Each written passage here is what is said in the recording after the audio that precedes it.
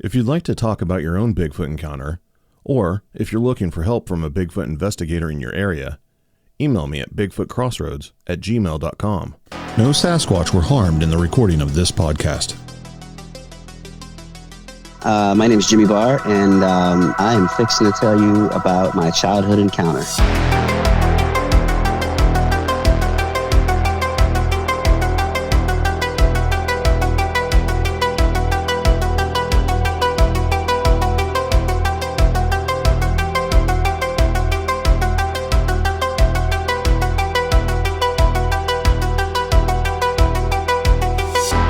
Jimmie, thank you, sir, for joining me on Bigfoot Crossroads. How are you? I'm doing fantastic. It's a pleasure to be here. Thank you for having me. Yeah, absolutely. I am looking forward to this. You made it onto a television show with your story, didn't you? I did. It was really bizarre how that came about. I was actually reached out to by one of the executive producers because I had been to the Expedition Bigfoot Museum in Cherry Log, Georgia. And I had told my encounter to the owner of the museum, Dave Bakar. He's the very first person outside of my wife and children that I told about my childhood encounter. And then before it was called These Woods Are Haunted, it was called Terror in the Woods. And they had reached out to Dave and asked him, hey, you get a lot of people coming in. I'm sure some of them were telling your encounters. And Dave immediately gave them my number. And then, first he texted me and said, hey, is it okay? These people want to reach out to you to talk to you. I was like, yeah, sure.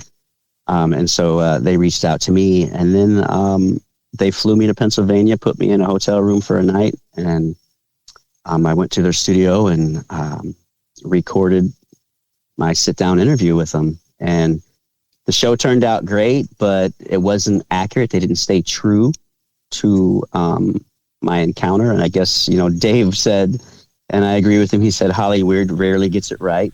Yeah. But there are things in there that they kind of just ad-libbed, and things that they kind of messed up, but it might have just been budgetary reasons. But I still think it turned out great, regardless. Well, I did not hear about you from the television show.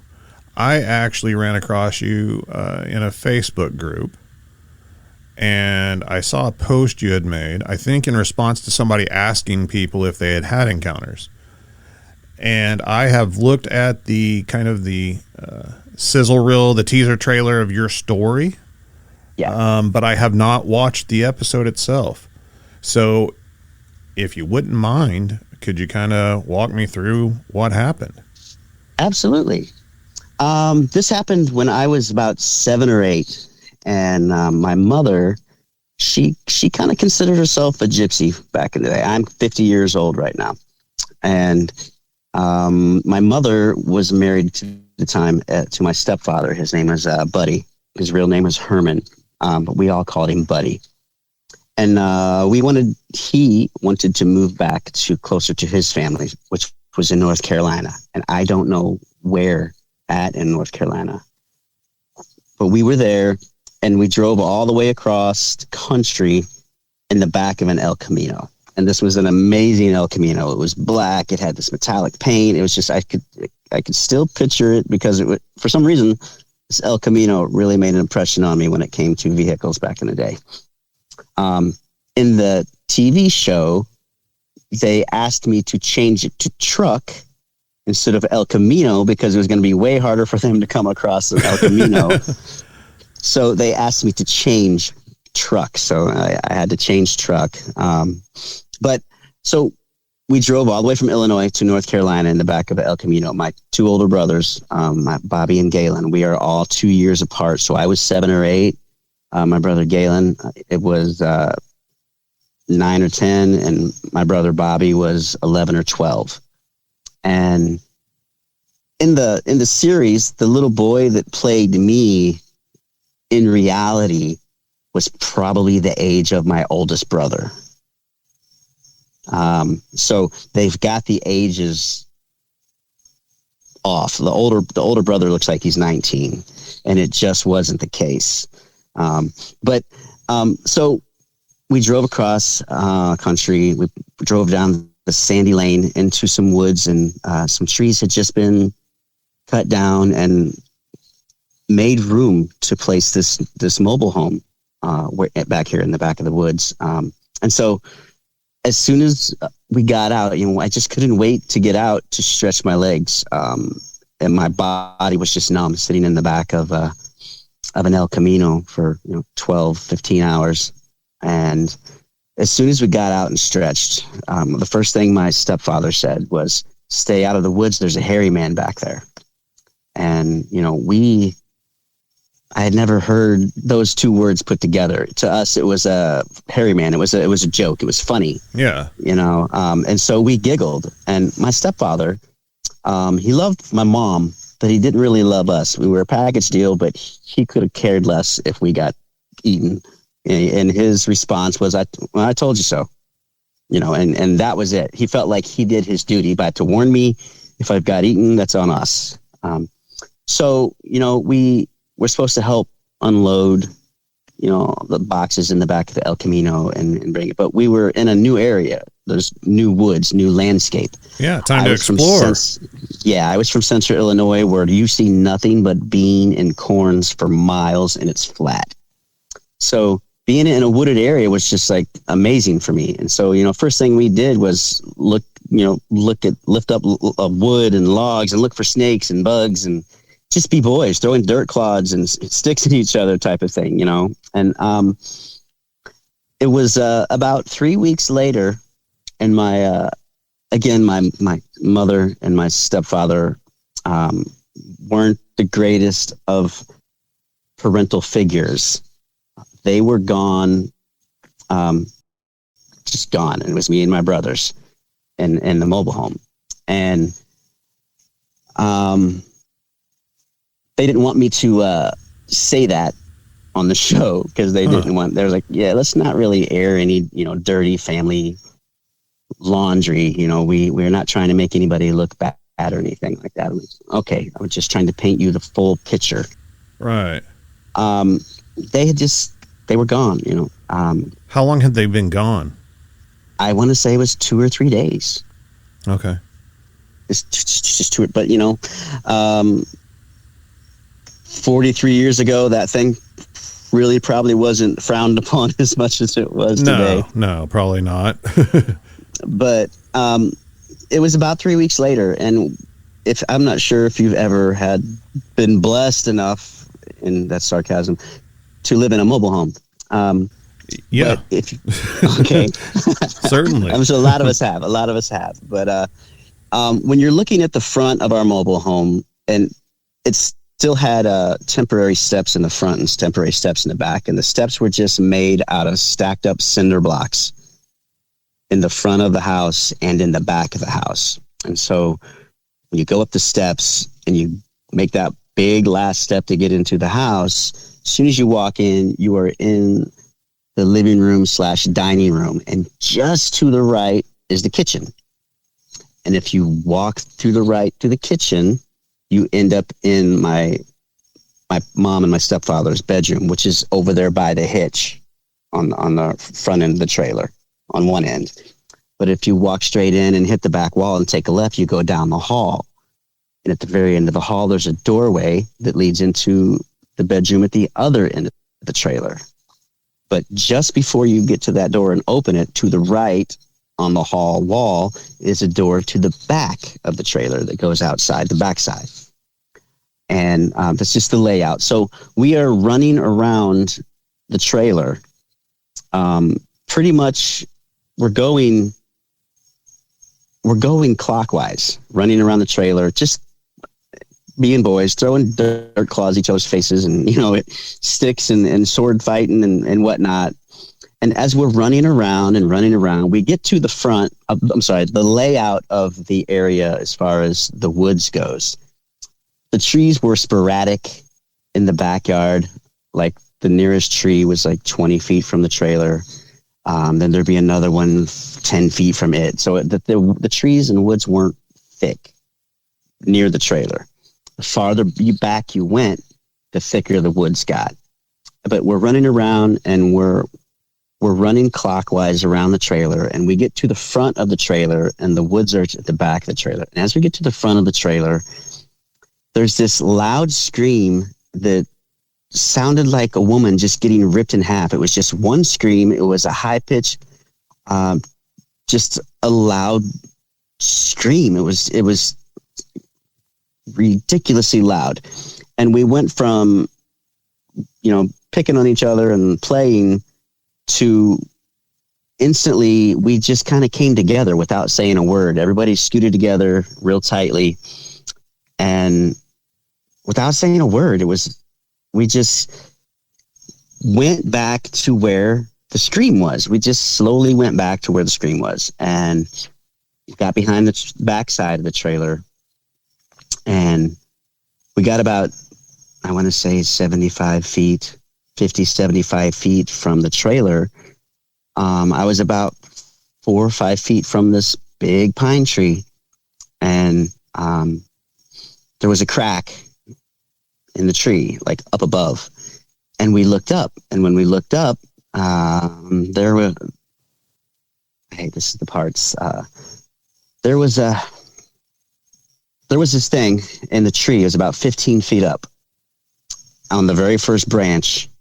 And, so the way it was sitting on this tree was its feet were up against the trunk of the tree, but it was on the branch, like keeping its feet as close as possible to the trunk. It had its left arm fully extended and wrapped around the tree, but it was squatted down. So if you can imagine putting your arm on a flagpole straight out, and then putting your feet up against the base of that flagpole, and then crouching down. This was the position that it was in. And when we looked up and looked at it, and it looked at us, the eye contact was made, and it made this oh crap look with its eyes. It didn't change its facial expression or anything, but when it opened its eyes really, really wide, it could barely see the whites in the eyes. Well, it started to stand up when the eye contact was made. And when it started to stand up, that branch that it was on broke, and it fell straight to the ground within 5 feet of me. Oh, wow. And as a child, you think things like there's no way nothing is going to survive that fall, So I instantly looked down to the ground because I'm expecting to see this thing to fall and die. I look down to the ground, I see it land, and its legs barely bent on impact, like you or I stepping off a curb. Jeez. And that kind of put me in a panic mode. It just landed like a superhero from 15 feet up. Like it does this 50 times a day. When it landed, when it landed, I always say this just because it feels like it needs to be said. That was the day that I realized if I was going to survive in my family, that I needed to be a faster runner. Because when it landed, we all three turned around and took off back towards a mobile home. And as we're running back, and I glance over my shoulder as we're running, and it's following us, but it's not chasing us. It's not a fast pace. It's just meander following us, like, hey, where are you going? Type of thing. But I turn around, because I'm the one that looked back. And my brother, Bobby, had gotten to the mobile home trailer first. He got up the cylinder block doors, and he got in the door, and he locked us out. Thanks, bro. Right. And everybody ate him alive after they watched These Woods Are Haunted. Oh, I'm sure. But I think because they ate him alive, because the age difference is off considerably. When you're 7, 9, and 12, or 8, 10, and 12, there is no fight or flight. It's just flight. Yeah. And I can't hold that against my brother for self-preservation being his priority at 12 years old. But when we got there, he had locked the door. We went up the steps. We realized that the door was locked. And sorry, I'm having a foot cramp. And so outside our back porch, or the cinder block steps, there was this old freezer chest. It was like an old ice cream chest that the doors slid. And it was like a see-through glass top. But it was like an old weathered headlight, the cover where it's all hazed over just from being outside and just worn and weathered. And that's just my brother Galen was like, get in. I mean, it just felt like the only place to put some kind of barrier between it and us. So we got into this old, rusty, mildewed, nasty freezer, and my brother shut the door. He put his hands over my mouth. I'm freaking out, but he put his hands over my mouth and kept me quiet. And this thing walked up to the freezer chest. And when it walked up to the freezer chest, I mean, that was the real scary part, because we could see the silhouette of it just right over the top of us, looking in at us. And by not knowing if we are now leftovers because we're in this freezer or lunch, or what, it had us to do whatever it wanted with us. But all it did was it huffed. It made a noise like a horse when it releases a lot of air. It just huffed. And then it turned around and it walked away. And it felt like we were in there for an hour. It was so hot. Couldn't hardly breathe in this thing. But I'm sure it was just only a couple minutes. And then my brother eased open the lid. And as soon as he eased open the lid, my brother Bobby unlocked the door. And he's like, get in. And so my brother Galen got out, helped me out. We ran up the stairs and got in and locked the door. The one that fell out of the tree that meandered and followed us and huffed at us, the only thing at the time, I've never heard of Bigfoot, Sasquatch, anything like that in my life. It was never a thought. But the only thing that did come to my mind for comparison was the old school Planet of the Apes. That's the only thing that matched. But now that I'm older and I have something more to reference it by, actually the newer Planet of the Apes and the main ape Caesar is pretty doggone spot on of what it looked like. It had a bubbled out mouth, muzzle like a chimp. It had more of a human nose, but it didn't have a chimp body per se. My stepfather was 5'10", and this thing was only a couple inches bigger than him. So I would guess it was no bigger than 6 foot. But it had a bubbled out mouth like an ape, like a chimp. But the rest of it wasn't. It was the skin on its face was like my flesh tone, closer to the nose, and as it went farther out towards the face, it's speckled into gray, if that makes any sense. Almost like it freckled into its regular color or something. It was black and gray. It had hair on it. It actually had, it seemed to be fairly thick hair, thicker than what Caesar was on Planet of the Apes, but the muzzle on Caesar is what this thing had, the bubbled out ape mouth. It was built lanky like a swimmer or like a basketball player. It was toned, but it wasn't this ripped out, hulking beast. It was just very athletic looking. And I only got to see it a total in the face of 3 or 4 seconds total between making eye contact with it from the time it fell, landed. I looked down where I expected it to be, and I only seen the knees barely bend, and I looked up and seen it, ran, turned around, glanced. When I glanced at it, it stopped when I glanced at it when I was running, and when I turned back around, it continued to pursue, but it just followed. But that's pretty much the best description I didn't look down to the ground at its feet. I was looking where I expected it to lay, but what I seen and focused in on were the knees barely bending. When it landed, I didn't see above its waist. I was literally expecting something to fall and be fatally killed from the land. So that's why I looked where I looked. And it was an adult's arm length away from me when it landed. But later that night, back in the day, there was this toy.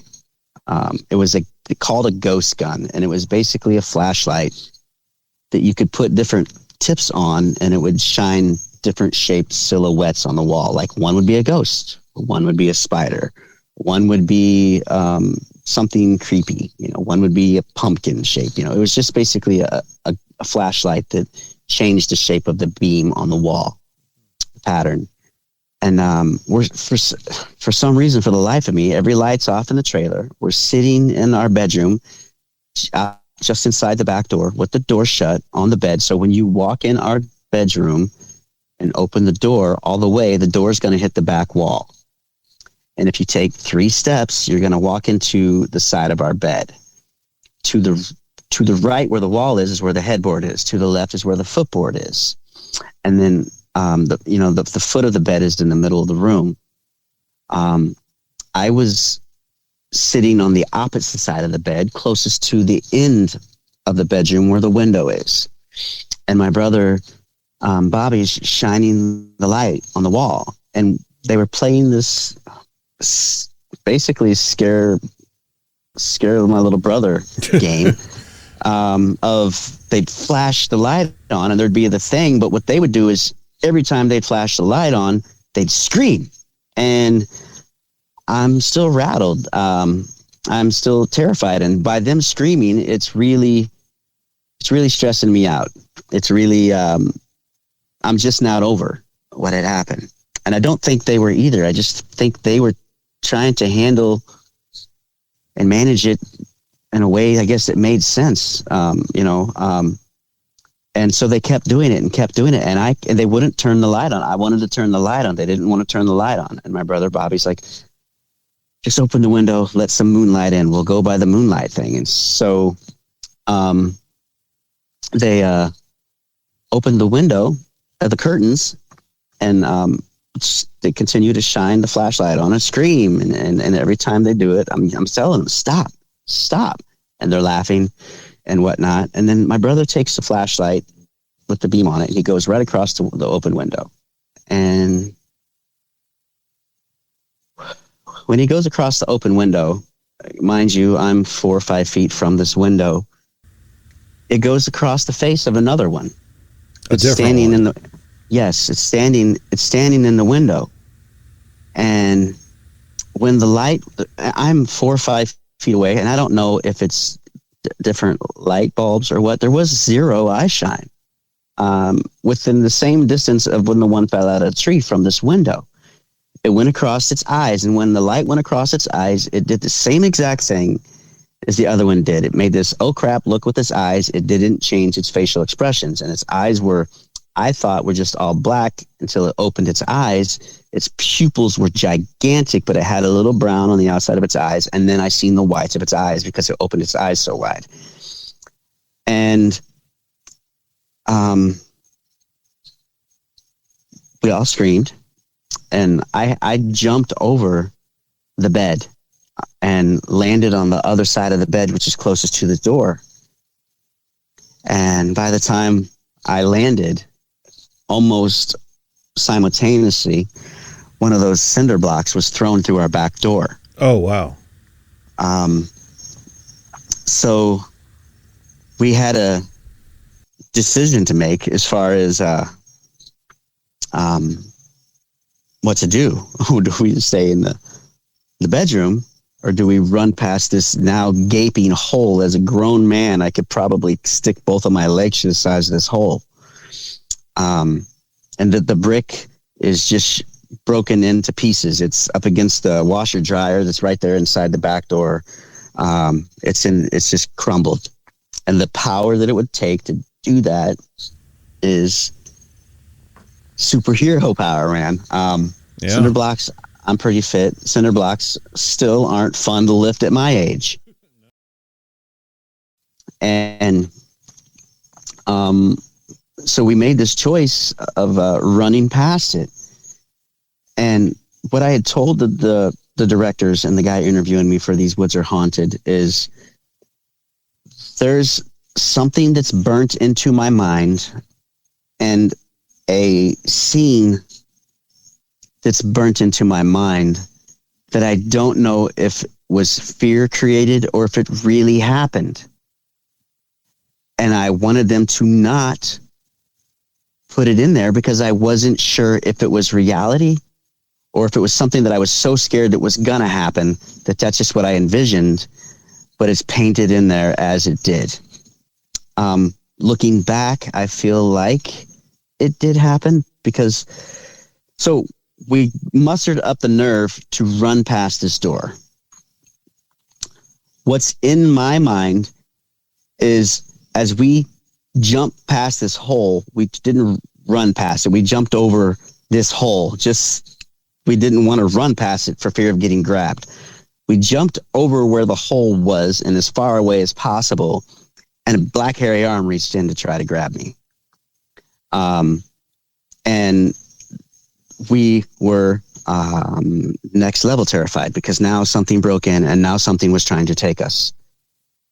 So in the kitchen, the bar came out, and then on the other side of the bar was the side of the couch, but the couch wasn't pushed all the way up against the bar. There was just like 3 feet between the couch and the bar. Well, we all got in that little spot between the bar and the couch where nothing could see us from any window in our house. And that's where we stayed. And luckily, my mom and my stepdad came home probably around 11 or midnight that night. And as soon as they started coming up the front, because we heard the El Camino, we rushed the door. My mom was again, not the mother of the year. She was abusive, neglectful, and violent. And what we just experienced to us was nothing compared to what we were about to experience from my mom. Because, again, my mom was a very violent, abusive mother. And so we rushed the door when they opened it and just threw it at them. The hairy man tried to bust in the back door. The hairy man tried to grab us. The hairy man did it. You know, we basically wanted them to know we didn't destroy the house. This was not us, because my brothers, bless them, have taken some beatings for me for fear of me not surviving. And that night we didn't get any because of what they seen, but my stepfather and my mom did get into a big old knockdown, drag out fist fight in the kitchen. Because my stepfather never told my mom anything about a hairy man. And my mom was livid that how could you not tell me that there are monsters in the woods and I'm leaving my kids here, basically. Paraphrasing a lot, but there's a lot of fighting going on, a lot of scruffing and blows. And after that calmed down, we packed all of our clothes, threw them in garbage bags, and put them in the back of the El Camino, and we left and drove back to Illinois that night. No, the one that was in the window was considerably different looking. It looked like a very, very, very, very old Native American mixed with a caveman in the face. There was nothing animal looking about it other than the hair. And it was a cinnamon color being. And if you've been in a mobile home and you know how high the windows are, the tops of the windows, top of the window in our bedroom came just above the brow ridge of it. And the bottom of the window came mid-chest. So mid-chest to brow ridge took up the entire window. And if it was standing straight up, it had to be a minimum of 8.5 to 9 feet tall. If it was standing straight up. If anybody's been in a mobile home, you know how high the tops of these windows are. And the reason that this thought of, was it fear that put this in my mind that the scenario could happen or that the scenario did happen, is because I jumped over the bed. It took me a half a second to clear that bed and land. This thing would have had to have made a right turn, go 7 feet. I mean, it would have to have gone to his left, go 7 feet, and then take a right turn and go 15, 20 feet to the back door, grab a cinder block, and throw it through the back door in a half a second. By the time it took me to clear the bed, a cinder block simultaneously went through our back door. And the arm that I see was a black arm. What I just seen at the window was cinnamon color.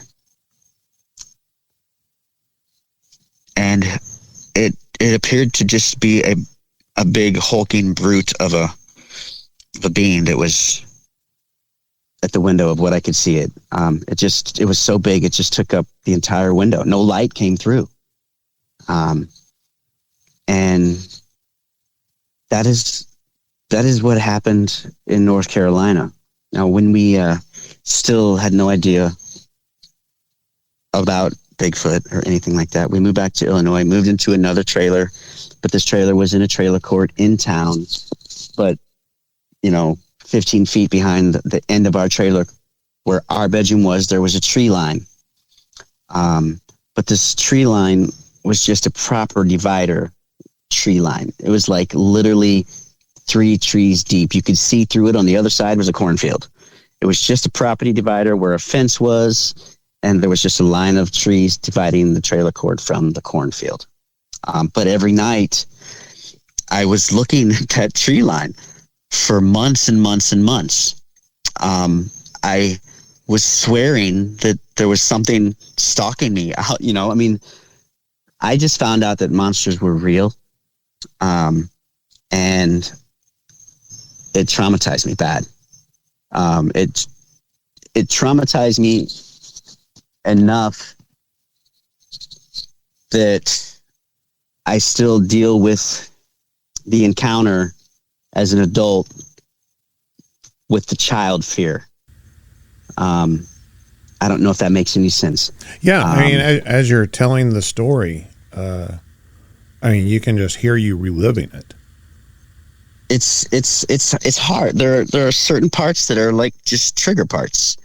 The very first time I told this to Dave Bacara at Expedition Bigfoot Museum, I was a blubbering mess when I got done. I was so scared to tell anybody, because I've seen the ridicule, of finding Bigfoot. See, I knew I had. I'll cut back. My childhood was very, very rough and very, very abusive. And the abuse and terror that I got from my childhood, from my mother, overshadowed everything else. So that experience just got locked away. It was somewhere locked away. And the fear, the terror, all the emotion was just locked away and forgot about. And I knew about my encounter, but it was just locked away. I was watching Finding Bigfoot. It was just locked away. I was watching Mountain Monsters. It was just locked away. I knew about my encounter, but it was a trigger. There was a trigger word that unlocked it all. I was watching an episode of Finding Bigfoot with my son when we lived in Georgia. We only lived there for about 3 years. And Matt Moneymaker was talking about the Native Americans around the Yoari National Forest called them the hairy man. And it was the hairy man. And I'm trying to compose myself now. It's all right, man. It's all right. If you need to take your time, go right ahead. I'm good. The hairy man was the trigger, and it unlocked a floodgate of fear, terror, emotion, tears, all these things that were just locked away from that instant. And I was nauseous because of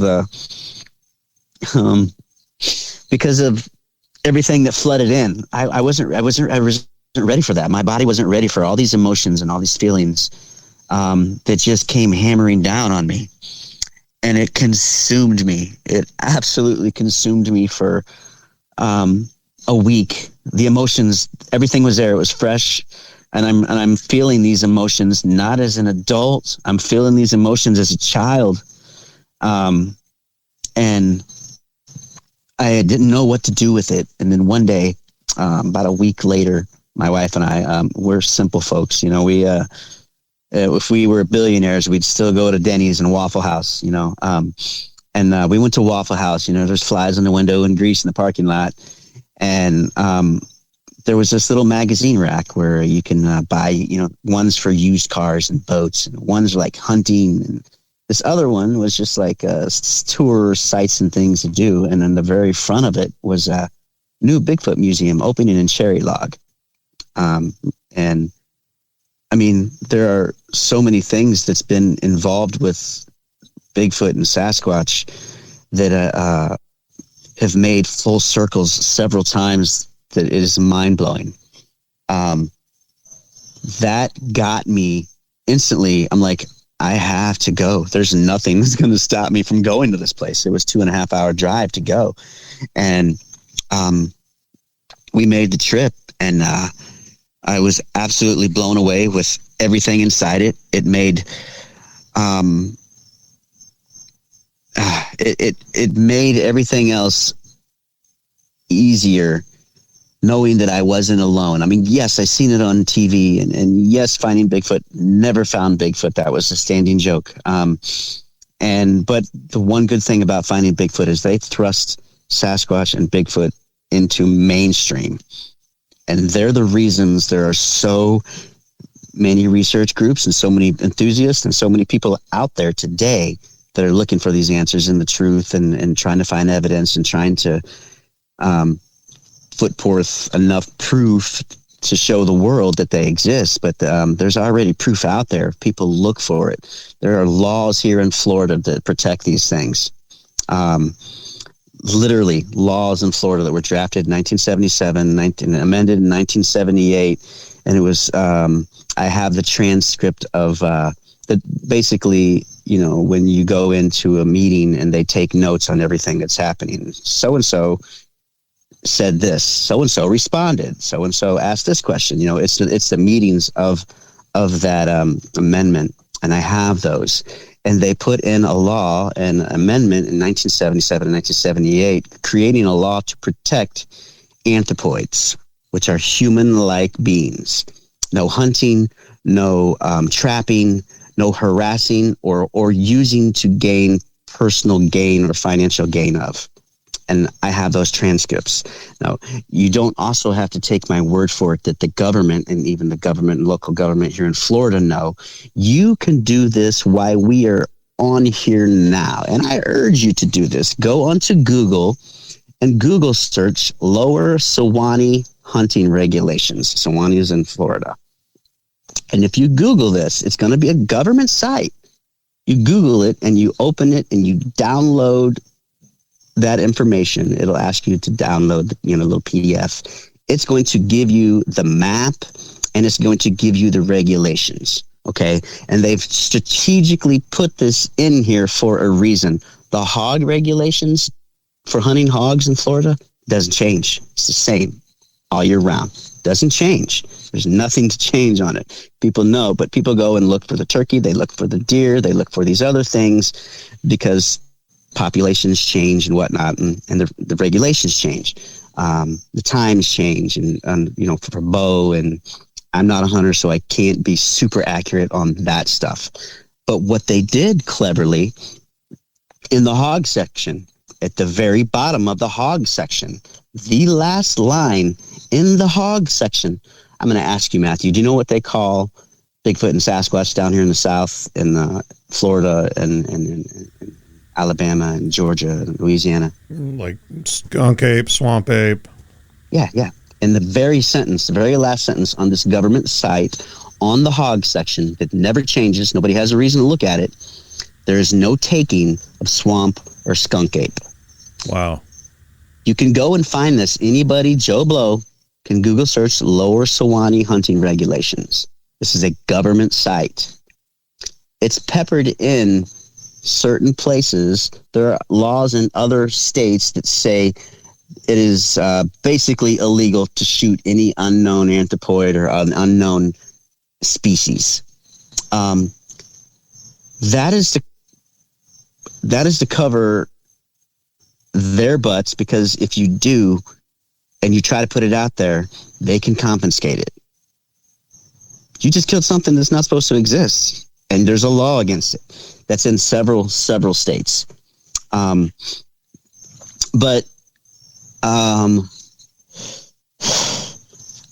I got off track, but I wanted to put that out there. These things are real. There are laws. The Ohio Department of Natural Resources has a podcast and a group talking about Bigfoot in Ohio.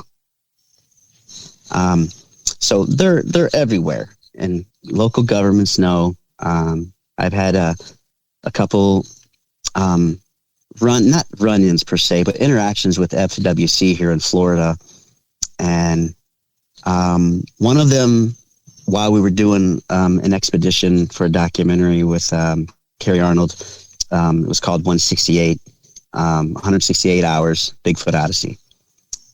One of the FWC officers came through our camp and was checking permits and seeing if everything was good or whatnot, and that's just what we were doing. And, you know, Carrie told us, hey, if FWC rolls around, just say we're out here filming wildlife, because we are, you know, or whatnot. And so he shows up at like 10:30 at night, and, you know, I'm like, we're just out here filming wildlife. He's like, at nighttime. I'm like, yeah. You know, I'm going with what was suggested. Well, Carrie, he's a big monster guy. He just walks right up to the FWC officer. I won't say his name. And he's like, hey, seen any boogers out here? And I don't think the FWC guy knew what he was talking about. He's like, what? And Carrie's like, Bigfoot, Sasquatch, you seen any out here? We know they're out here. Where are they at? Where are we going to find them best? Where's our best chances? And FWC officer looks at Carrie, and he literally says this. Well, we know they're out. Well, we know there are some strange things in the woods. That's for sure out here. He caught himself mid-sentence. Our jaws dropped. And at the very end of our expedition, there was a random camper. It wasn't a part of our group. And I was leaving, and I had 3 or 4 gallons of fresh water, untouched, unopened. And I went over there and offered it to him. You know, I was like, hey, we're leaving. You feel free to have my water. I'm not going to do anything with it. He's like, oh, man, that's great. Thank you so much. You know, and he's like, just out of curiosity, what are you guys doing? And I said, well, if you want to know the truth, we are out here doing a documentary on Bigfoot and Sasquatch. And he's like, you are not going to believe this, but 2 months ago on this campsite, and he gave us a location, something huge screamed at my tent, ran up to my tent, and smacked the top of my 7-foot tent and ran away. And it scared me so bad that I called FWC and I called the police. And I was on the phone with FWC for about an hour, and then they sent a gentleman out to follow up on it from the FWC, and I gave him the report and the exact same thing. that gentleman that he talked to, the FWC officer, was the actual officer that was at our campsite checking our permits. And he told me and confirmed, oh yeah, I took that report.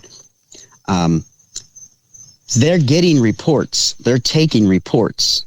And I blew an opportunity one time when I was out by myself about 2 a.m, terrified. And he was waiting by my truck because he wasn't sure who it was. And then he seen me. He's like, oh, yeah. And then he asked me, he's like, so he gave me his cell number. He's like, yeah, I want to see what you guys get when you're all done. He gave me his card. I'm like, is this your work number or cell number? He's like, no, in the back. The back's my cell number. Don't call my work number.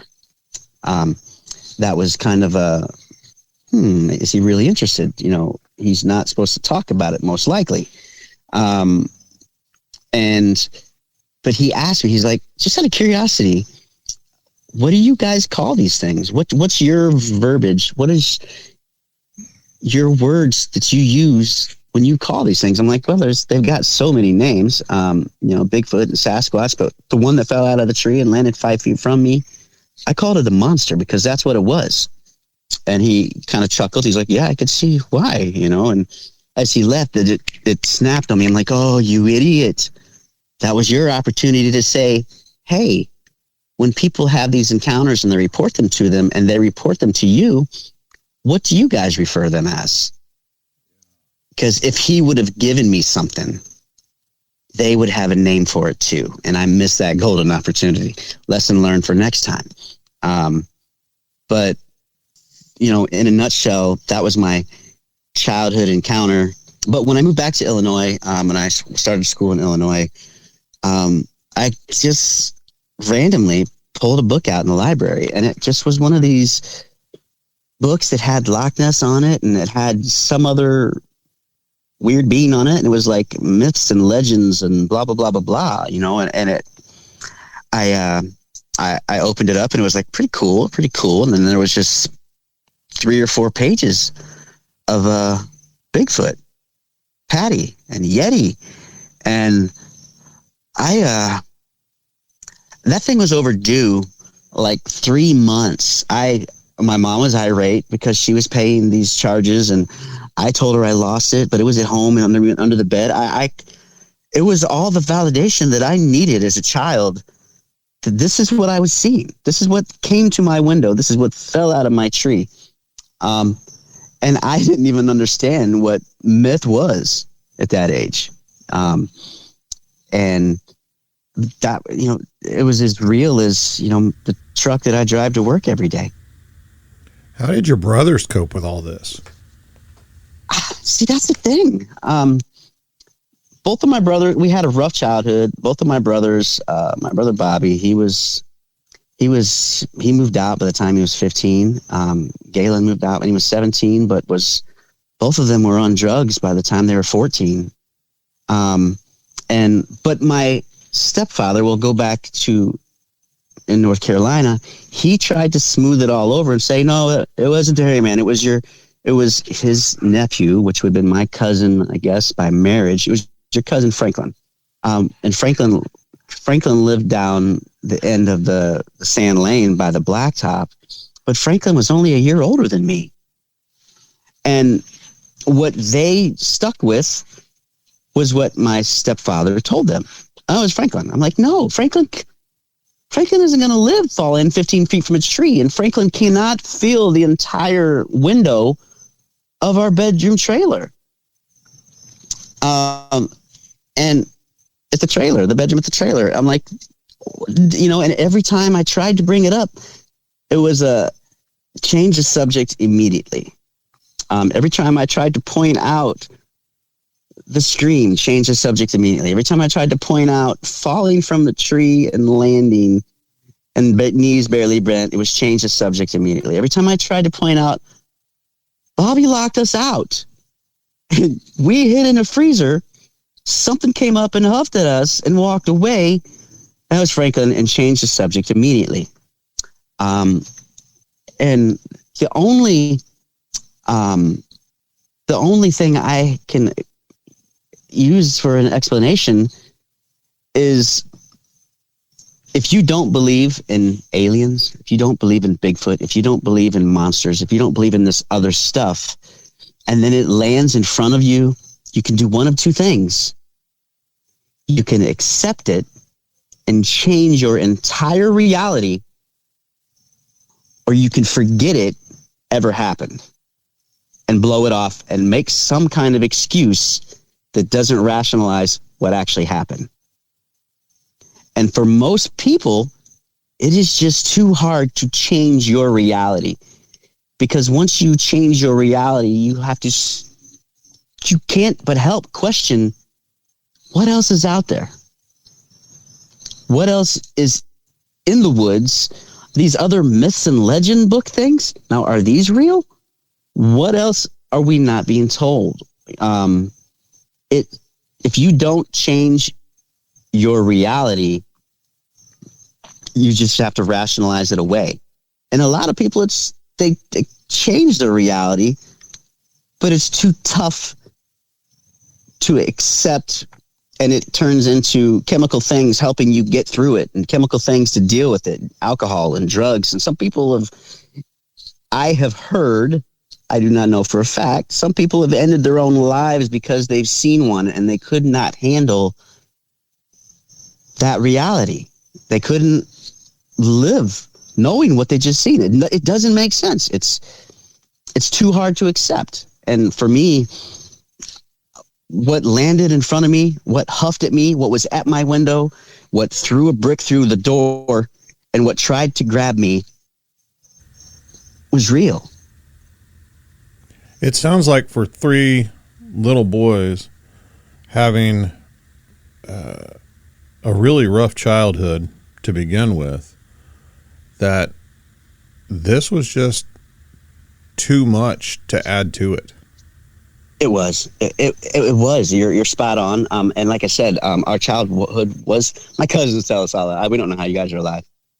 We don't know. We hated your mom because your mom talked to our mom into beating us.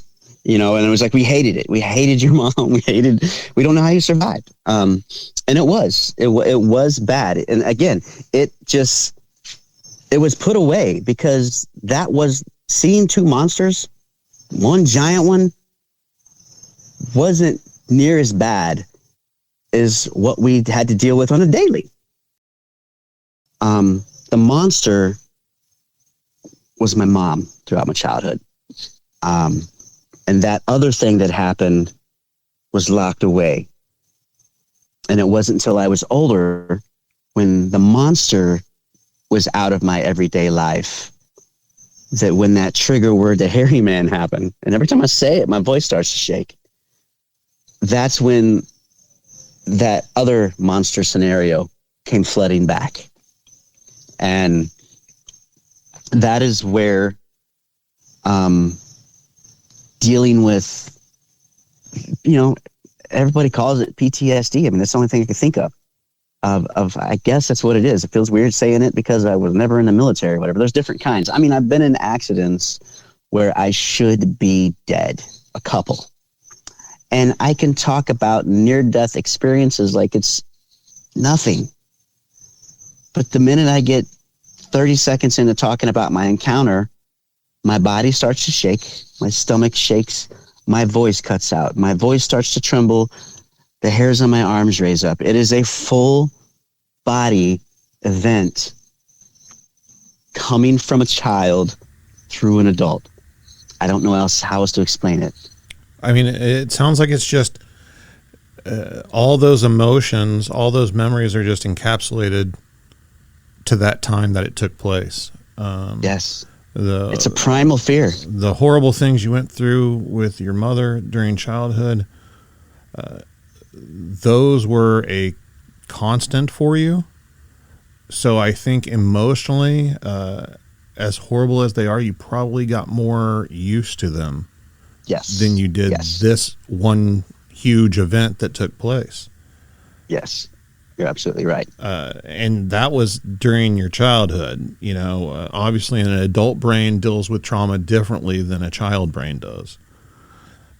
So, I mean, wow. First off, thank you so much for sharing this. Yeah. I have to ask, with all the emotions and everything, as much as it has affected you and still obviously does, why on earth are you out there looking for these things? That's a great question, and I have an answer for that. My mind's a little weird on how I look at things. I want to be able to talk about this and not go through this when I talk about it. And when Carrie Arnold came to me and he's like, look, I know what you've been through and it's rough. He's like, but I know you and I know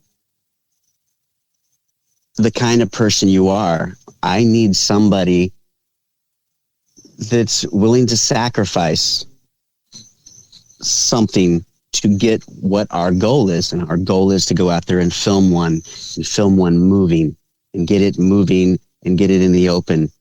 And he's like, I'm looking for a bloodhound. I'm looking for somebody that goes over there and runs it away from behind that tree, goes over there and gets it to move out behind that giant bush, gets it to move out of those palmettos. I'm looking for that person. And he's like, I'm struggling. I'm like, you're not struggling, because I'm volunteering right now, Carrie. I need this. I need another encounter so I can have that encounter and now deal with that as an adult and be able to process that as an adult. As a kid, I could not process it. And when I think about it, I go back to a child. But as an adult, if I can have another encounter, I'm hoping it will change how I handle emotionally and physically, because it's a physical, the experiences of me talking about it are not just emotional. It changes parts of me, my body demeanor, like I said, my voice cracking, my shakes, the tears, just the reluctance to talk about it. It's a full body encounter, and I need this. Plus, if I can kill two birds with one stone of having another encounter and being able to get rid of this physical and emotional trauma that I went through as a child by having another encounter and having validation on top of it, this is what I need. And that was my job. That's what I did. And, there were instances where they were like, okay, hold, I'm like, there's a heat signature in that tree, 110 yards away. Let me go. If I can get to it, it'll move. If I can bait on the tree, it'll move. What if it jumps down? You've got it on camera. My last breath will be, gotcha. I need this, and many, many times I'm like, let me go, release the Kraken. Tell me to go. I got to go. Let me do this. And they, Carrie and Mark Zasky, had to put the reins on me a little bit. Okay, slow down. Let's make sure what we're looking at is what we're looking at. I'm like, we're never going to know what we're looking at until we get it to move. We think it's got a human form, but it's on the backside of a tree. It could be 3 or 4 things making it, and it was something that I needed, that I felt like if I had another encounter, I would be able to shake this full body emotional assault that my body goes under when I start to tell my encounter from when I was childhood. And that's why I would go out and do it. My second and third encounter my third encounter was intentional, but my second encounter was a fluke, which caused my third encounter. And it was just random, complete random. I'm not sure if you want to hear about it or not, but yeah, absolutely. If you want to talk about it. Well, a little bit more about myself. I'm a father. I have an older son from a previous marriage, and then my wife that I've been with now for 17 years. We have a 15-year-old, 11-year-old. Riker just turned 11, and my daughter, Carlee. She's just an absolute love of my life. I did not know there was a spot in my heart that existed until I found out that we were going to have a baby girl. And she's my father's only granddaughter. And so I'm also I'm a singer-songwriter. I grew up in the 80s, so hair bands were my life. I did the band thing for 25 years, in and out of bands. One of the last bands I was in was pretty successful in Central Illinois. It was called Fallen Angel. We were a Poison tribute band, and I was the Bret Michaels of the band. Nice. One of my songs that I wrote was nominated by the Josie Music Awards, and they're the world's largest independent songwriter award show, and it was held in Dollywood. And our pre-show celebration was at Blake Shelton's Club, Old Red, and then we had the red carpet in Dollywood and in Gatlinburg. And I was on my way up there. I drove from Port St. Lucie, Florida, all the way up there. I was on Highway 40, and I got off Highway 40 onto Foothills Parkway, heading over towards Cosby and Gatlin area. And there are these little scenic spots, they're called overlooks, where you can stop, and it's a little scenery where you can look off the side of the cliff, and you see the valley and mountains way off in the distance, but directly behind you across the road is the side of the mountain that you're driving on. So I pulled over, and as I'm driving, before I pull over, this thought came into my head. You know, this looks like a place to do one of those, silly Matt Moneymaker calls. Never done one before from Finding Bigfoot. But, I'm a 80s hair metal singer. I've got a crazy high range and pretty good power and clarity and whatnot. So I got out with my truck running. The sidewalk and the valley and the edge is on my passenger side, and I'm parallel with the sidewalk. There's no railing. There's no net. You take 2 steps off the sidewalk and you're going to drop 200, 300 feet. But I stood on the sidewalk, and I just did this, woo, thinking, just wanted to hear an echo. And because it's way down there, I said to myself, you dummy, you're not going to hear an echo. You just yelled out to this big open space. You should have turned around. And when I said that, behind me, over my left shoulder, probably 60, 70 yards up, I got roared at what sounded like a giant caveman. It was humanoid. And it had 2 tones. There was a medium tone and a low tone. And it was just like, rah! And I felt it from that far away. And it hit my body. Well, what hit my body were the chills. I got goosebumps instantly. And I was afraid and excited at the same time, because I wasn't recording. There was no way nothing was ever going to happen. It wasn't even in my mind that something was going to happen. So I go around to my driver's side, trucks are running. I get on the phone with my wife, and I call her. I'm like, you are not going to freaking believe what just happened to me. And she's like, what, you met Blake Shelton? She's like, I'm like, no, I haven't even made it there yet. But I told her what happened, and I did video called her and showed her, and she's like, oh, babe, you are by yourself. Just go check into the hotel. Don't leave that alone. That's not why you're there. You're by yourself. Don't do anything stupid. I'm like, I can't, babe. I'm in my flip flops right now. I don't even have the right shoes. And hung up the phone, and boom, changed into my boots. And I did. Because as I'm talking to her, what's going through in my mind is, if you don't go up there and look for the rest of your life, you're going to be thinking, what if I would have went up there and looked? What would have I found? And the fear was great, but the curiosity and disappointment of me not going up there was greater. And I made my way across the road. I went a little bit down the road, about 20 yards down the road, because it was not as steep. I wanted to get up the path of least resistance. And this was, I believe it was September 19th, 2019. And the trees were full canopied and everything. And I didn't think this through.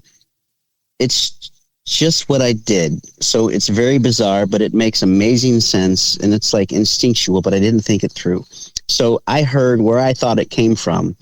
My thought process is I wanted to get higher than where it was and look back down, because when you're going up a hill, you see the mountain in front of you, the floor and the substrate in front of you, and the leaves and the sticks. You see the tree trunks, but as you're looking up the hill, you're also catching the tree canopy. You've got a lot to filter out when you're looking for something. And my thought process instantly was get higher. So as I'm looking down, I don't have to filter out tree canopy, and all I'm doing is looking for vertical movement in a horizontal world, something moving side to side behind a tree. It's going to be a lot easier to identify. It was just a random do this, so you don't have to filter that other stuff out. So that's what I started doing. And as I was going up, I wasn't looking in the ground. There was 60, 80, 100 years of leaf litter and sticks and stuff on the ground. There was going to be no prints that I would be able to identify. I'm walking on 5 inches of leaves. So I did not even bother looking at the ground. I was looking up the direction I wanted to go. And as I was going, I was probably, 50, 75 yards up. And in mid-stride, you've heard strange things and things that people say and experience during a Bigfoot encounter. Well, in mid-stride, what I heard in my head was, do not take another step. It'll be very bad if you do, in mid-stride. And as my foot landed, I instantly listened to it. Okay, well then fine. I'm going to go directly to where I thought the voice came from. Oh, no, where the yell came from. So I head straight back, which would be, I head straight back east.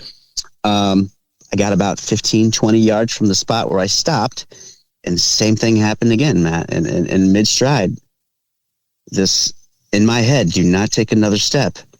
It'll be very bad if you do. And my foot planted, and I got this full body goosebump thing. And I listened to it. I'm like, okay, I got this far, but something's telling me not to go. And this wasn't mind speak. I'm going to throw that out there. This wasn't mind speak. I say voice, but it wasn't a voice. This was a thought that was not mine. I wasn't thinking. What I was thinking about was what I was looking at when that thought hit my head was there was a tree that was laying down and there was a root ball. And I'm like, oh, damn, whatever is hiding behind that root ball. So that's what I'm thinking about. I've got my eyes are on that root ball as I'm going up. But as I'm looking at that root ball and climbing up and, slipping a little bit, it's steep, that thought hit my head. Do not take another step. It'd be very bad if you do. And to this day, it was not my thought. So like your thought process was interrupted. Yes. Okay. Yeah, it wasn't, again, the only way I can describe it. And here's the weird, I can't even say it differently. It feels like a sin to say it differently. It was, do not take another step. It'll be very bad if you do. And someone brought something up that I'll touch on if I remember. You know what? I'm going to go ahead and say it. Somebody said, maybe that had nothing to do with Bigfoot. Maybe that was your guardian angel saying, don't. Just don't. It's going to be really, really bad if you do. Don't. Something intervened. Yes. And maybe on some of these things where people experience, this is just theory, but it kind of makes sense, where something speaks to them in their mind and says in their mind, turn around, go away, go away, go away. Maybe that's a little bit of a divine intervention of protecting you. That's just, neither here or there. But somebody brought that up, and I was like, I never even crossed my mind. But so on my way back, once I planted my foot, I'm like, okay, I'm out of here. Well, now I'm looking at the ground. And this is where things start adding up. I'm seeing these dinner plate size rocks. Okay. on top of the leaves. I come across about 15 of these dinner plate size rocks on top of the leaves. Everything else, there's down trees that are covered in leaves, but there's these dinner plate size rocks on top of the leaves. And I see one, and it didn't really click that what I'm seeing has been here recently. This rock was here recently, but it wasn't until after about 7 or 8 that I'm like, it clicked to me. Wait a second. I've got, when I'm stepping in the leaves, they're covering my shoes. I'm in so much leaf debris. Why are the rocks on top of the, and so I end up picking one up thinking, okay, maybe there was a little bit of a rock slide or something. And no, it was wet on the bottom from being on the leaves, dry on the top. There was no mud on them. And so it was, some of them I were finding on the backside of tree trunks. And almost like, so on the front side would be the downhill part towards the road. And the backside would be like if something was there behind the tree or whatnot. But I was like, no, wait a second. I just got roared at by some giant humanoid thing. There's no way a human can do it. Being in a band, it takes bass to move a lot of air. And to move a lot of air, you need power. And the power that came from this yell, no human could do. Humans could possibly get that low, but don't have the ability to project the power that it has. There are some guys that have some real low bass, but they're not volume. They don't have volume in their real low bass. And this was not replicable. Plus, there was 2 tones. There was 2 different tones in it. And when I put that together and these rocks that are on top of leaf debris that's covered everything else except these rocks, it was like something's having rocks here. Something's bringing rocks here. The thought that came to my head is there's not some Gomer Pyle Bigfoot walking with an armful of rocks and stumbling, and one falls out, and then another one falls out, and then another one falls out. I don't buy it. I believe this is a place that's frequent, and these rocks are being placed here for a reason. Because of, it's said that they do tree knocks, and at the time I hadn't experienced any. Maybe they're using these big rocks and beating on trees. That's what came to my head. So I went down. I made my way down. I went to the award ceremony, and I didn't win, but it felt like a win. That year, there was like 29,000 songs submitted, and I was nominated. Wow. But I went home, and I drove home. It's a 12-and-a-half-hour drive. And I drove home, and that's all I could think about. This isn't one guy walking through with an armful of rocks and just stumbling around dropping them. This has to be a place of residence. This has to be a place where they're often. Nothing else can explain the rocks. Unless humans are up there just randomly putting rocks on top of leaves. It's easier to believe that a Bigfoot would do it for a purpose than a human going up the side of a steep mountain just to put a rock on a leaf. I mean, this was just like leaves. This was just a random place you stopped on the side of the road. Absolutely. Overlook number 4 on Foothills Parkway. I am not scared to tell people where it's at. But I went home and I thought about it. It ate at me for 3.5 weeks. And 3.5 weeks in, it ate at me so much that I had to go back. I had to go back and I had to find out. I had to work past this voice, this thought projected in my head of do not take another step. It'd be very bad if you do.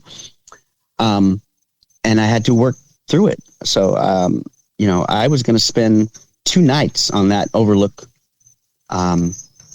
spot, overlook number 4, in my truck, and sleep in my truck or in the bed of my truck. But I had got there. Right? I had got there. I drove 12.5 hours back. I made that trip. It's not something It's not something you do on most people wouldn't do it on a what if. I knew I would have bet both of my legs I was right, that this was a frequent place of residence for these things. I got to overlook number 4, drove 12 and a half hours. Okay. Now, I parked in the exact same spot, but this time when I got out, I had my phone and I started recording. And there's things that you learn along the way of like, oh, damn, I should have done this. You know, but you figure that out when you just don't think things through. It's experience that helps you get better. I got my phone out. I pressed record as soon as I got out of my truck. I left my truck running and my driver's side door running open. I walked to the back of my truck, took a left, went over to the sidewalk, stood toward the edge of that big valley. Okay. But then I turned around. And I'm recording the mountainside where I heard that yell with my phone. And I did the same exact yell that I do. And within 3 or 4 seconds, I got whooped at and grunted at. And I got it on video. So, you know, there's this weird phenomenon, things that people experience when it comes to Bigfoot. And this is the part that hurts. This is the part that hurts my feelings, and it hurts my pride, and it scares me as much as my childhood encounter. Because I go over to my driver's side door, okay, and I'm starting to get messed up with it right now. I go over to my driver's side door, and it's running, and my door is open, and I sit in my seat, but I'm facing the mountain with my knees facing the mountain, and I'm tying up my hiking boots, Matt. And I said this in my head. This is what you have to understand. People have to understand this. I said this in my head, that I just drove 12 and a half hours, and I used curse words. There is nothing that's going to frickin' stop me from going up this mountain. I said that in my head, okay? And 3 or 4 seconds later, it sounded like something took an enormous tree and smashed it against an enormous tree. There was no tree fall and crack, crack, crack, snap, and all this other commotion of a tree falling. It was this giant crunch that I could hear the bark just obliterating, and I could feel the reverberation on my truck from it. And I never crossed that damn road. I drove 12 and a half hours. I said in my head, I just drove 12 and a half hours. I got the proof I need on video. I recorded getting whooped at and grunted at. Nothing's going to stop me from crossing this road. And I never crossed the road. I don't think, I mean, I can speak for myself personally, but I don't think anybody would fault you for that. It might have been better that you didn't. Yes. Yes. Because I was by myself, and I don't know why that affects me so much. I don't know if it's because I said it in my head. Something heard me say it in my head. That sounds ridiculous saying it. And said, you want to bet. And I never crossed the road. I stayed at my truck till about 5:30 a.m. I got there about the same time, which is about 4 something in the afternoon. I stayed at my truck. I tried, the overlook is a pull off, so it's like a little parking lot off the road. I tried to walk from the pull off area where I park to the road. I couldn't even stand on the road. And at nighttime, I used what I had. Okay, so I took my daughter's, we weren't using it. I took my daughter's baby monitor. It's got night vision on it, right? I'm like, I got this crap out. Well, I'm going to put the baby monitor on my truck, and I'm going to have the screen on the inside. And I'm going to see this thing creeping up at me. And nothing. It's pitch black. I'm like, this thing's not working. Maybe, I don't know, it doesn't need Wi-Fi. Maybe I should have read the directions. I get out, and I'm holding the viewfinder screen in front of me, and I don't pick up on this camera until I'm 3 feet from my truck. That didn't set well with me. I couldn't see my hand in my face on this mountainside, and that didn't sit well with me.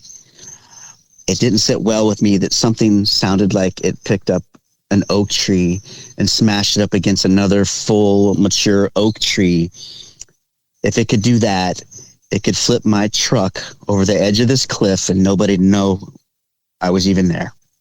You know, you have to deal with all the scenarios and all the things that you think of and some of the horror stories that you've heard that may or may not be true, and figure out, do you want to test it? And I didn't want to test it. On top of all the repressed trauma from your childhood encounter. Yes. I think you're being really hard on yourself, man. I can hear the disappointment in your voice and the anger at yourself for not crossing the road that night. Yes. Nobody involved in this, nobody who's ever had an encounter with one of these things would ever think a single shred less of a person for reacting the way you did. Yeah. Yeah.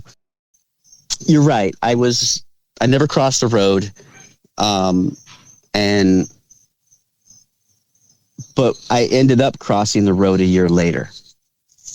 But I didn't go back by myself. And I wanted to go back at the exact same time, on the, roughly the same week. And I went back with a buddy of mine. His name's Bobby White. He's a part of our Facebook group. He was also a best friend of mine for 30 plus years. He knew nothing about my childhood encounter. I never told him until about 3 years ago. We were roommates, bandmates, best friends. Well, Bobby went back up with me. I wanted to go back. I'm like, yeah, there's a cave up there. There's a cave up there. There's got to be a cave up there where they're going. There's a cave. I know it. I just know it. We have to go. We have to go. We go. So we end up going back a year later, and we get there. But when we get there, it's raining. It's slippery. It's raining. It's just definitely not ideal for trekking up a mountain. And we get up there, and we get kind of to a peak area, and there's this real, and I would love to send you the pictures if you want to see it. There's this pretty good sized tree. So if you're standing next to it, and it's laying down, the trunk of it probably comes up to your, I'm 5'8". It comes up mid-thigh to me. So it's like 2 feet tall, laying down. And it's a big tree. And it's laying over the edge. So the root ball's got it stuck, but it's laying over the edge of this drop off. But laying on this downed tree is this rock. And this rock is about 2.5 feet long by about 2 feet wide and about 8 inches thick. It's a massive rock. It's laying on that down tree, not up against it. Like on top of the trunk. On top of the trunk. But here's the other part. It was broken in half. And that broken half part was, I have to go back and look at the pictures right now. I'm just going to go ahead and guess 8 feet away on the other side of the root ball where it was broke in half. This rock would have been the size of a coffee table. And it was broken in half. And that floored me because what I thought I heard tree on tree, I feel like now it was rock on tree. A bear's not doing that. No. 2 really, really, really strong dudes may be able to do that. But why? Yeah. Why go all the way to the top and put this massive stone on this tree? And so instantly I got this, I didn't get any feeling that when you're in an area and you feel like they're there, your body kind of lets you know. Okay, your sixth sense is kind of like, okay, be aware. Heightened sense get a little bit heightened, and you get this little thick air kind of feeling. I didn't have that feeling, but I had this feeling of realization of what probably actually I heard. Not tree on tree.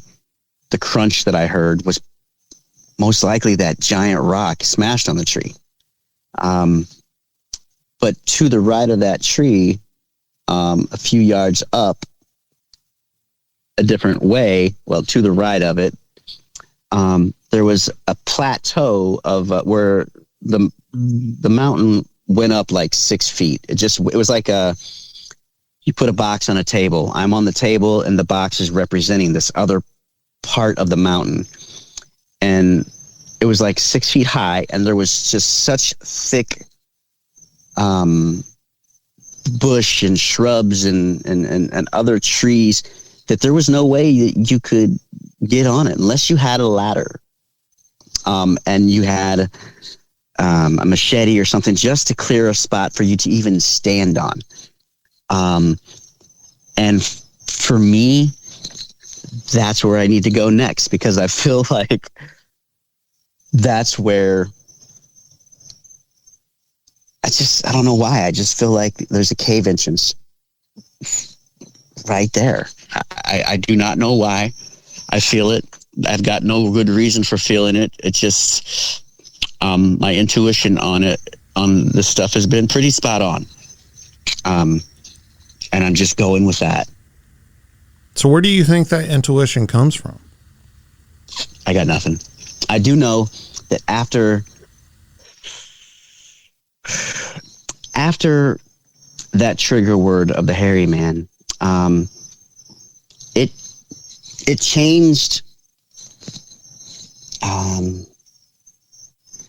It changed my perception physically on nature. Like, I have terrible vision. I have what I guess they call it monovision. I've got a contact for seeing close and a contact for seeing far. But we can be driving down the road at 60 miles an hour, and I can see a lizard on a sign, and like, babe, look at that lizard, Jimmie. What? How do you see that? My mind, most people look at a tree, and they see a tree, and then they see branches, and they see leaves. My mind already knows that stuff's there. It's looking for what doesn't belong there. I see the bird nest. I see the squirrel. I see the bird up in the, hidden in the canopy. I just don't. It's not something I think of. It's just something that it just happens.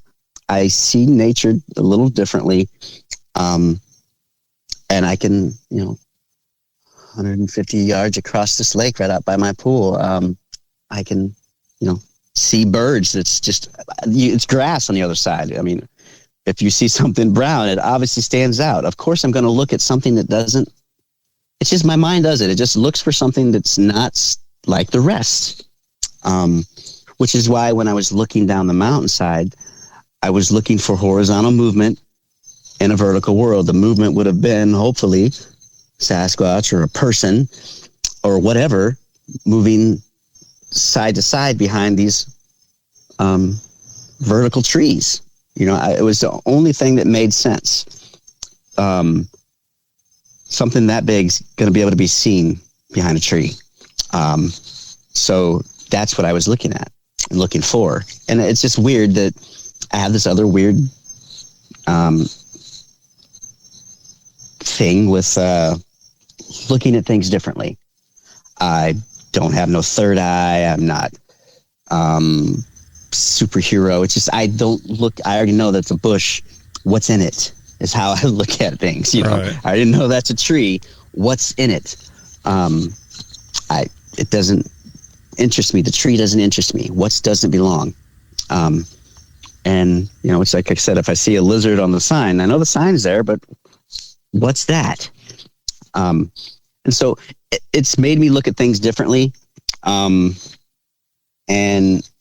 during the 168 when we went out and we went to this place that was really active, and we got to a spot, and I had a parabolic microphone and I had the headphones on, and I'm sure you being in this subject, you've heard the Ohio howl. Sure. It's the main howl, right?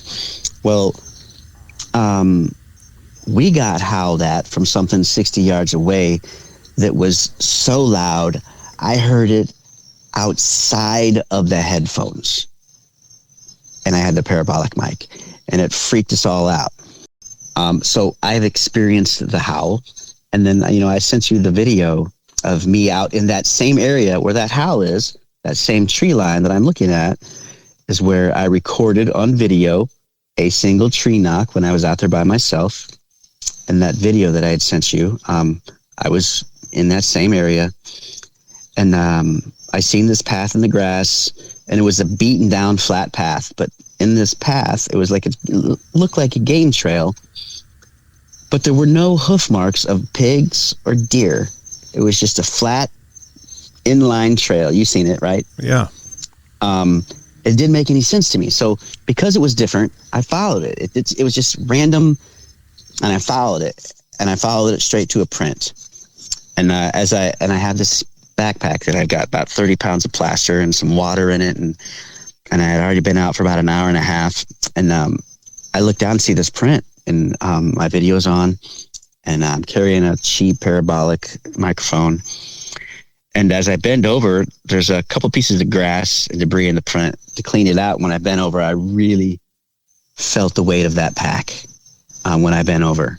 And I was like, I gotta stand up and stretch this out. That really caught up with me. And when I stood up, 3 or 4 seconds later, 3 solid tree knocks 190 yards in front of me. Wham, wham, wham. And I knew I wasn't alone. It was the second time that tree line that I got tree knocks. And we had heard on the parabolic these breaths on the parabolic that were like 8-second inhales and 8-second exhales. And slowly it sounded like a steamroller coming through the bush, but so slow. Everything was just creak, snap, creak, just lightly, like whatever it was slowly coming to us. And I was like telling my buddy Mike, dude, I'm hearing breathing. This is nuts. He's like, I hear it with my ear, man. And so that was in that same tree line. And so that tree line is key for me. I've got to get in that tree line. Don't ask me why. It's just, I'm driven to, I have to see another one. That's just my main goal, to see another one to end this torment of full body fear and emotion that I go through. The more I talk about my childhood encounter, the easier it gets. But the first 2 or 3 times, I felt ashamed. Because I thought people were judging a grown man crying. And to be, not know if you're going to turn around and get made fun of. And, a buddy of mine said, that's just re-traumatizing. If you tell somebody that you don't know and then turn around and make fun of you, that's just re-traumatizing. I mean, so it's, the whole event was in awe as a grand scheme of things. It's all been terrifying. It's all been exciting, but it just, for me, sure, I'd love to prove it, but that's not what I'm doing. For me, I'm trying to have another encounter. At first, I didn't want to call myself a researcher because it's not what I was doing. I was going out and I was trying to put myself in a position to have another encounter. And that's what we have been trying to do. Well, man, I commend you, for putting yourself out there like that, both physically, emotionally, mentally, everything, sharing your story, sharing the trauma of your childhood. all of it, and to put yourself on television and then to come on to podcasts. I just want you to know that I'm very pleased in hearing that all of this has been sort of therapeutic for you in a way as it gets easier. But I want you to know that by sharing your story, you're also helping a lot of other people that have been through these type situations. Yeah. After I had went to and told Dave Bacar from Expedition Bigfoot Museum, Dave wanted me to come back for his very first town hall if I could get through talking publicly in front of people, more than one person, and I was like, yeah, I'm not really scared of much. I said, all I can do is try, when you see somebody face to face and you see how physically it's affecting them, how it did affect them, and how it is affecting them, what you're getting is real. And it makes you feel really like you're not alone. And I just had such good responses and support from people. I even had people come up to me and hug me, not about my encounter. I mean, there's been that support too. And for me, it was just like, oh, yeah, I'm over that. I've kept her out of my life because she hasn't changed, and I am not putting my children in that environment to meet her and be around her. She hasn't changed a bit. So mom has been out of sight, out of mind. As terrible as that is to say, thinking about all the horror doesn't do anything but add wrinkles, and a little bit of stress and anxiety. And that's not something I want to bring in my household. I love my life. I love my family. I have the best wife I could ever ask for. I wouldn't trade her for 10 wives. And my kids, they're everything to me. And my little girl, she's just, like I said, there's a spot in my heart that I did not know existed, and I am in love with this little girl. That's fantastic, man. That's fantastic. And even if you never catch back up with this monster and, put that thing to bed finally, at least hopefully you can find a little solace in your family and see that everything turned out all right. Yeah. And they're supportive. They're 100%. My wife is 100% supportive. When I first told her, and she seen what I was going through, she had no doubt in my mind. There was no doubt in her mind. She wanted to figure out how she could help me get through it. She wanted to be there when I went through the Expedition Bigfoot Museum. She wanted to be support in any way possible.